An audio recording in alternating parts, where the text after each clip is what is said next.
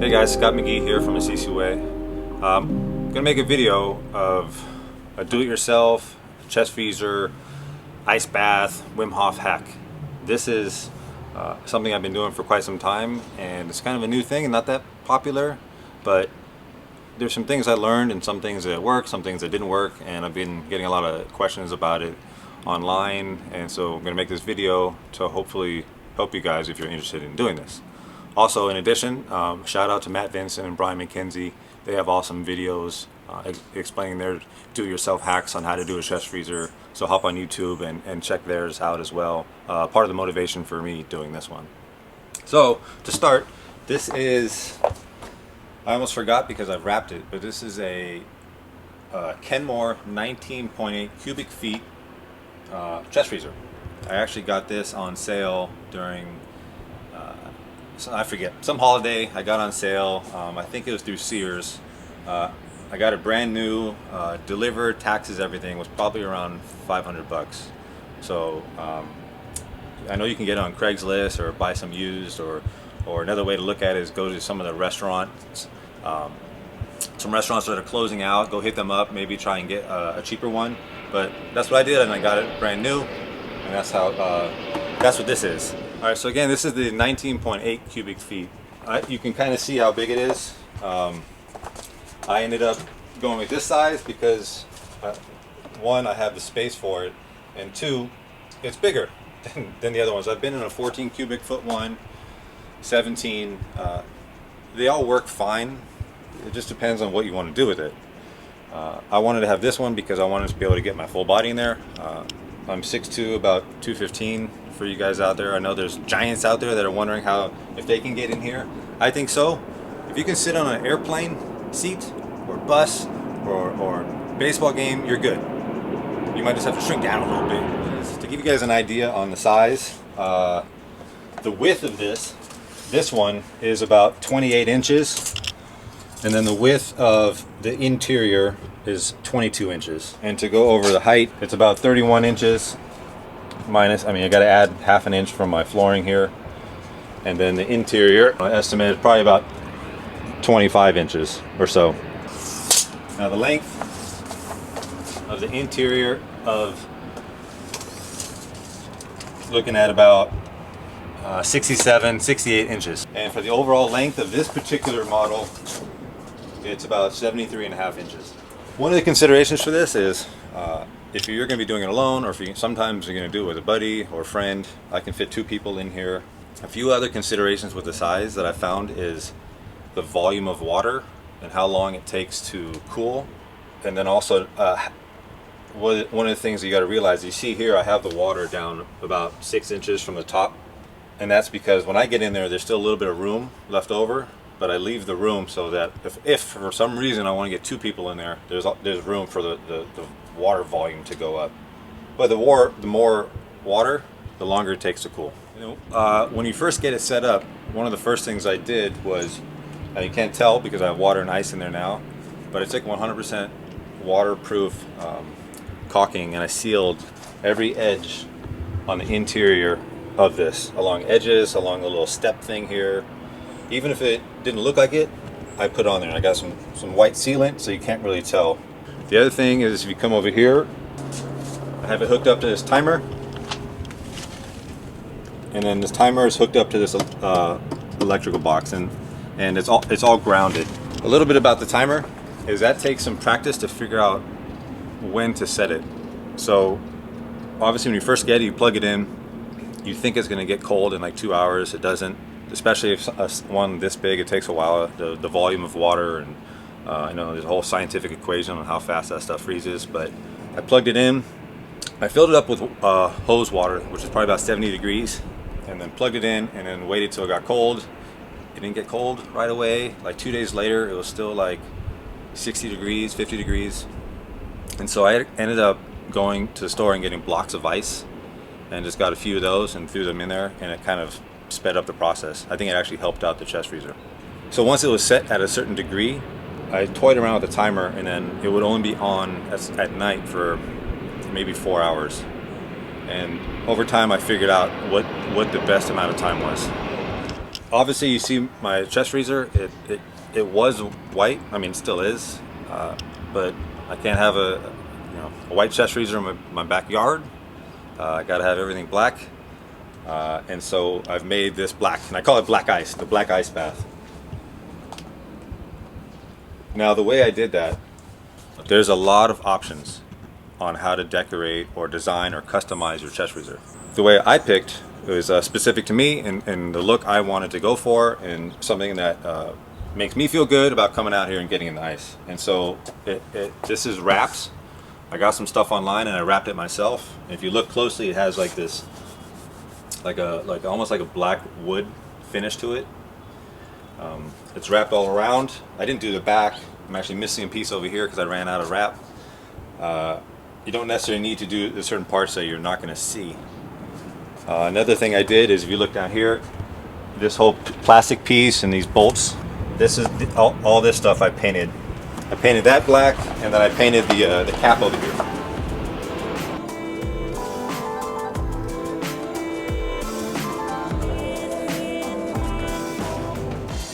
So using the wrap has its drawbacks. Number one, it makes the chest freezer hotter. It doesn't breathe as well, and it bubbles up in the heat and cold, and so it's something to pay attention to. So if you're going to be in direct sunlight, I don't recommend a wrap. In addition to the wrap, as you can see, I left certain parts open so the chest freezer can still be a chest freezer. So there's a lot of things you can do with your chest freezer. You can wrap it, you can paint it, you can decorate it with lattice, you can get wood planks, you can get actually those wood planks that go on walls, those little things that, I forget what to call it, but little pieces of wood that you can decorate a wall. Those things are pretty good and easy to cut.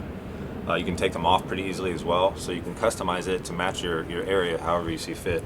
Another option is you can actually have it painted at an auto body shop. And these are all things that can customize your chest freezer, which hopefully we start seeing some trends and seeing some cool things. You can also put stickers on it. You can put, I've seen magnets, I've seen stickers on the inside and the outside. Either way, you just want to be careful not to mess with the functioning of the actual chest freezer. So one thing I learned early on about the water is, when I first filled it up, I had a little bit of a leak. A little bit of leak was coming out down this drain down here. So it took me a while to figure out where the leak was coming from. And a few different things I did for that was, I took all the water out and then I filled it up slowly. And this took a while, but I filled it up slowly while I had the cap off this drain. And then I paid attention to what part, where I was missing sealant. Because once the water got to a certain point, it would start draining. Well, that played a bunch of tricks on me. And obviously, I didn't know which side it was coming from. I was like, is it that side? Is it a crack over here? Is it a crack over here? I don't know. So it's a fun game that I played for a while. But what I ended up doing that really, really helped is I went to Home Depot, you can get them on Amazon, is get like a tiny, tiny little rubber gasket. You can get a couple of them to get different sizes, and then you can use that for the bottom of the drain at the bottom of your chest freezer. So you take the cap off, you put the little gasket on, and then you turn it back on. That just helps seal it, because these things are not built to hold water. They're built to hold, meat and a bunch of other stuff and actually be a chest freezer. So if you look in here, now we're going to talk about ice formation. If you look in here, all these pieces of ice, I didn't put any of this stuff in here. This water's cold enough that it's making ice. And so all these pieces over time have formed because the chest freezer was on and formed ice all along the edges here. And so I take these big pieces off and break them. Let's see if I can actually find one. There you go. So this is an example, and as you can see, it can get kind of sharp. And so each day I come in here, I'll just break it. And if you take pieces like this, then I break them apart like that. Here's another good example. This is my ice spear. I think this is what the Night King used to kill Viserion. And so these build up, and so I would just break them. And that's what gives this texture to it. And I actually like having the ice in here. I like a nice thick layer of ice along the top. Sometimes it can be just water, and you can keep it cold like that if you put salt in here. Like some people like to put Epsom salt, so it keeps the water from freezing and it helps keep the water cold. But one of the things I don't like about it is that it also speeds up rust process. I like to keep this thing clean. Other things you can do with this water is, when you get in, is put about a third of a cup of 35% food grade hydrogen peroxide. It'll help keep it clean. Some people I've seen online use a filter system, which is cool. I didn't do that, so I've seen some people drill a hole through the top of this thing and put a filtration system in here. Another thing to do, and I haven't done it yet, but I plan on doing it, is getting a grounding wire. So putting a grounding wire in the water and then putting it back here in the dirt, and it'll help keep this water grounded and more like water in nature. Another thing I've seen people do is put a thermostat in here. You hook up the thermostat to the chest freezer, and so once it gets to below a certain degree or above a certain degree, you can turn it off or turn it on. That sounds really cool. I just haven't had the need to do that yet. Another thing to get is a thermometer. Obviously you can put your hand in there and you know it's cold, but if you want to see exactly the temperature, I got this infrared thermometer for pretty cheap on Amazon. And you come in, it used to have like a little laser dot on it, but then my kids got a hold of it, and that was the last I saw of the laser dot. So if you come in and you see this right now, where I'm hitting is about 33 degrees. I can move around the water, try and get below that. Still pretty cold right now. Officer Rubber checking the speeds. Obviously I don't have a filtration system in here, and every time the water gets a little bit dirty, I don't like to drain the entire tub out and then go through the whole process again. So a couple of things that I do to keep this as clean as I can is I'll usually shower before I come in here, or if I haven't showered, I'll just stand over here in the grass and hose myself off, and then especially my feet, and try and keep all that stuff clean. So the cleaner you are before you get in here, this is going to stay cleaner. Now sediment starts to build up no matter what, and so you can see like a layer of sediment at the bottom of this, which I'll actually show you because I've been letting this build. So if I gently move, you can kind of see hopefully you can kind of see the dirt, some of the dirt there at the bottom of the step here. I've messed up the water by moving it, but so as that sediment builds, I've found that using a water pump and a hose to basically vacuum up some of that dirt, it makes it so I can clean the water without actually draining the whole thing. So it helps keep the ice going. And so another thing that I like about it is that while cleaning up the water, I can also recycle the water. You know, we're in California and there's a drought, so I think it's important to reuse the water, and so I use that to put in my garden. So I have this Milwaukee water pump. It works off a drill battery. There's a bunch out there. I think it's a good investment. You don't have to get a super high speed one, just something that helps vacuum out some of the dirt. So I'll show you how that works.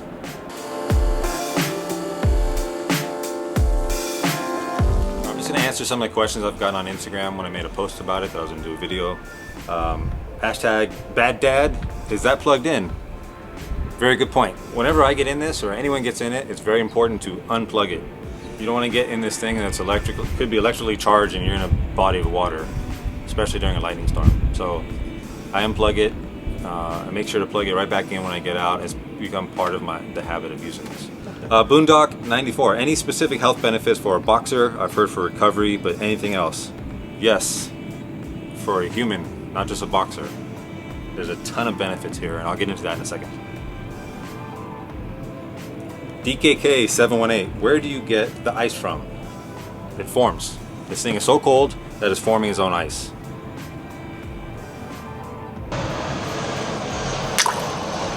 I don't know how to pronounce your name, but there's the question. How would you recommend to start introduction to Wim Hof Method? Simple answer, just breathe. If you're confused, look on YouTube. There's tons of examples. Look into it and just start breathing. There's a very specific way to do it. and it's very transformative. It's very peaceful. I can go on and on and on, but like Wim Hof says, feeling is believing.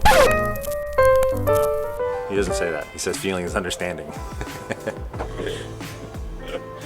Scott Wordmouth, how do I convince my wife? I don't really have an answer for that. Again, feeling is understanding. Feeling is believing. When I first got this or did the idea of this, my wife definitely thought I was crazy. Well, she still thinks I'm crazy, but she supports it and knows how much I believe in it and how much I like it. And so, I don't know, man. You got the support, you got the space, and it's not that expensive. How do I answer that? I'm doing it right now. I'm showing you on the video. Zach, yes, how? Just did it. Yeah, rewind. Life of Dice, Anthony, what's up, man? How do you introduce it to people who haven't done any cold exposure before? Well, obviously I wouldn't necessarily start them here. There's a lot of different ways. Cold showers are the best way. And if someone has never done that, then I usually would tell them, and I got this obviously from Wim Hof, and that is to finish your shower with 15 to 30 seconds of cold water. Just challenge yourself to do it. You're gonna be okay. It's just a little adversity. Timothy the First, what was the most difficult part? Probably moving it when I filled it up with water. I got all filled up and cold and ready, and then I wanted to move it. That was probably the most difficult. Figuring out the timing. I don't want to get too cold or too warm.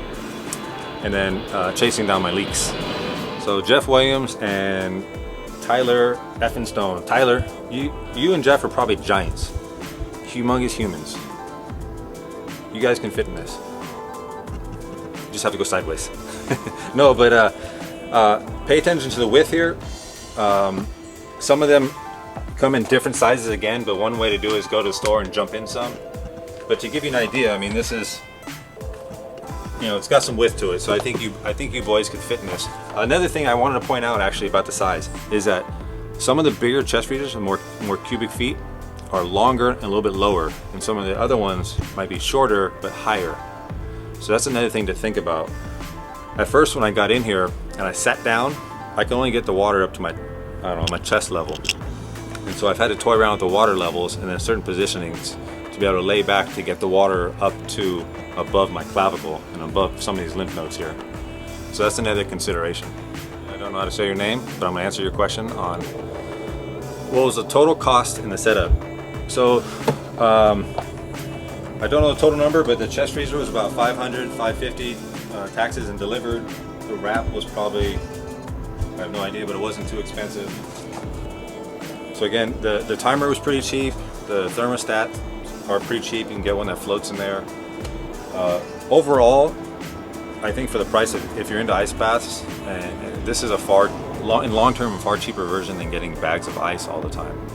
Also, when you get those bags of ice, you're putting ice into water, and then now the ice is starting to melt. It's not as cold as this. This water is so cold that it's forming ice. It's constantly forming ice. And again, you're not going to be able to make ice bath in the low 30s like this is. Matt Wessels from CrossFit TSAC. Does it come with a heater? Yes. You. So this video, the intention of this is to discuss how I've converted the chest freezer into an ice bath for cold exposure. Some of the steps that I did and some of the lessons that I learned. But this video I'm not necessarily going to show you the before and after steps and how I actually ice bath and what the benefits are. Maybe I'll do that for another video. But just one little point about it, to me, this isn't just an ice bath. This here is resilience training. This is a little box of adversity. That's all it is. And so going into this environment that is not necessarily under my control teaches me to stay calm under stress, calm in the face of adversity, calm in the chaos. So when you're in there, it's not necessarily just for recovery benefits. I could go on and on and on. Maybe I will in another video. But to me, part of this is training yourself and I would say your life becomes a masterpiece when you learn to master peace. And that's something that happens in here.